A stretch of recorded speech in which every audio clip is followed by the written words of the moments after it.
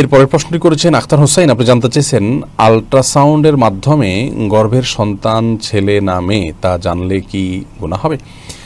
দেখুন, আল্ট্রাসোনোগ্রামের মাধ্যমে গর্ভের সন্তানের অবস্থা যদি জানা যায় এবং ডাক্তাররা যে তাদের অভিজ্ঞতার আলোকে এবং বিভিন্ন থিওরির ভিত্তিতে তারা যে বলেন যে ছেলে বা মেয়ে, এটি জায়েজ আছে, কোনো অসুবিধা নেই।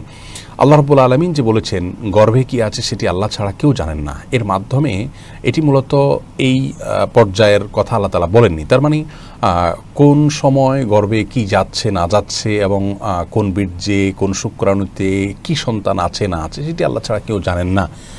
আল্ট্রাসোনোগ্রামের মাধ্যমে সাধারণত ডাক্তারগণ একটা পিরিয়ড পার হওয়ার পর, একটা সময়ে পৌঁছার পর, কয়েক মাস পর সেটি বলতে পারেন। অতএব সেটা একটা অনুমান, সেটা একটা ধারণা, তারা যা দেখেন সেই অনুযায়ী তারা বলে থাকেন। অতএব কারোর দেখা জিনিস কেউ বললে সেটাকে বিশ্বাস করা যেতে পারে এবং সেটা গ্রহণ করলে বা সেটা তাদের কাছে জানতে চাইলে এটি গায়েবের প্রতি বিশ্বাসের শামিল হবে না, এটা জায়েজ হবে ইনশাআল্লাহ।